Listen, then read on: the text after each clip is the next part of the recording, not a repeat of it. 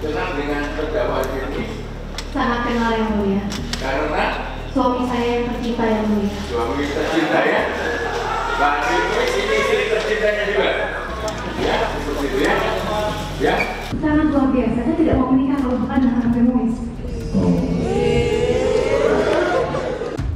Makin cinta, makin sayang, itulah yang keluar dari mulut Sandra Dewi ketika dirinya ikut mendapatkan cipratan perhara yang dialami sang suami tercinta. Penggalan romansa cinta Sandra Dewi dan Harvey Muiz di tengah kemelut sidang kasus dugaan korupsi yang telah merugikan negara hingga 300 triliun rupiah menjadi momen yang cukup menarik untuk dibahas.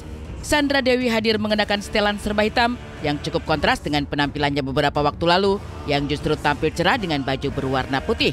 Hitam yang identik dengan perasaan gundah seolah-olah sedang mewakilkan perasaannya saat itu. Ditambah lagi semenjak Harvey Muiz ditangkap, keduanya diduga sudah jarang bertemu. Sehingga nampaknya perasaan rindu itu secara spontan tercurahkan ketika akhirnya bisa kembali saling menatap di ruang persidangan. Di penghujung agenda Kamis kemarin, keduanya pun tak kuasa untuk saling memeluk, seolah ingin menyalurkan kekuatan satu sama lain. Oh, silakan jawab. Gak apa-apa.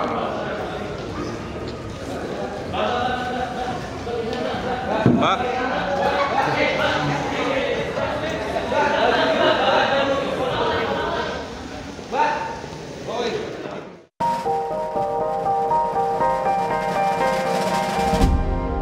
Di ruang pengadilan Tipikor Jakarta Pusat, Sandra Dewi bersaksi atas beberapa barang-barang pribadinya yang disita, padahal belum terbukti apakah hartanya tersebut merupakan hasil dari dugaan korupsi yang menyeret sang suami tercinta.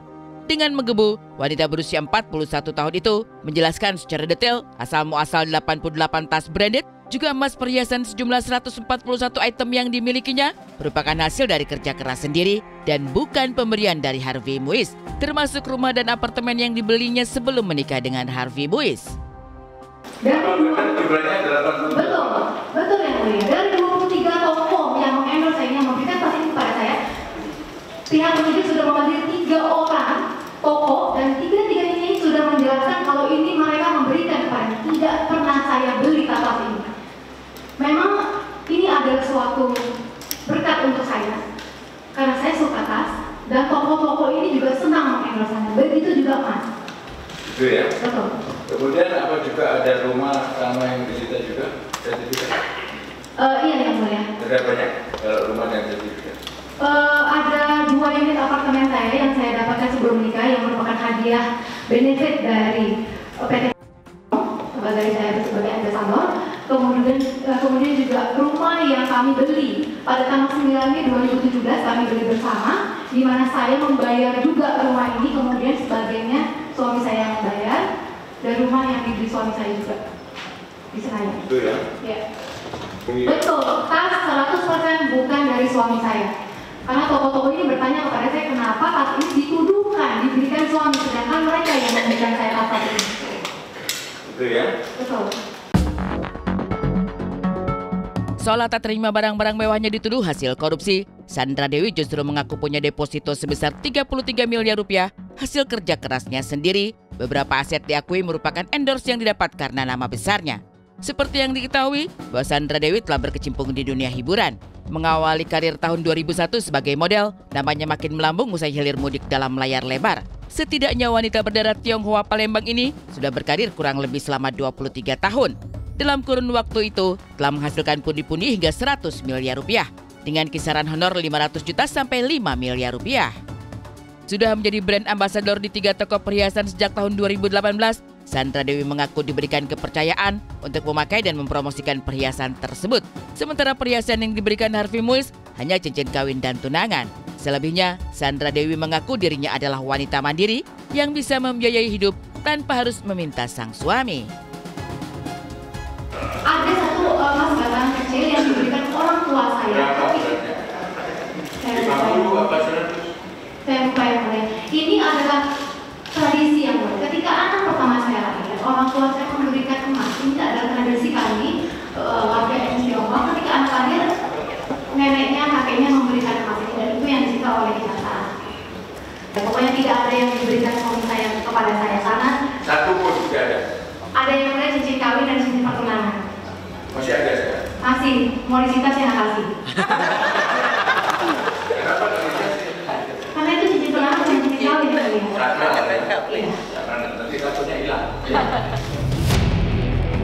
Dalam sidang kali ini, Sandra Dewi memang tampak berbeda. Tak hanya saat mencoba mempertahankan asetnya saja, di saat memberikan kesaksian, Sandra Dewi pun mengalami perubahan emosional yang cukup cepat. Tentu saja, sebagai seorang ibu, pemeran dalam film Langit Ketujuh ini bisa dengan mudah tersulut rasa sedih ketika sudah menyangkut soal anak. Selama ditinggal sang kepala keluarga, sang anak yang belum paham akan kasus yang menjerat sang ayah, acap kali mencari keberadaan Harvey Muiz. Alih-alih membuat khawatir, Sandra Dewi justru mengatakan kepada putranya bahwa suami tercinta yang juga menjadi teman bermain sang anak itu sedang menjalankan wajib militer. Terus jawaban ibu apa?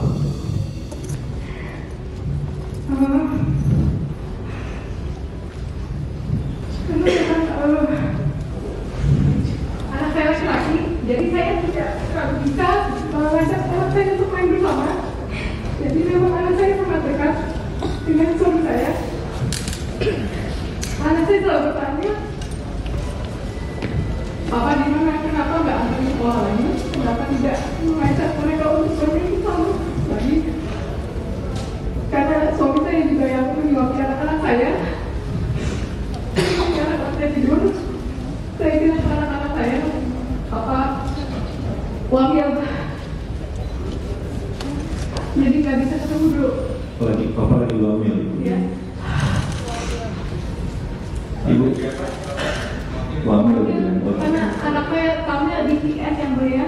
Di PS itu orang tua jadi tahu, mereka tahu. Dan suami saya adalah orang yang tidak pernah mau merugikan orang lain.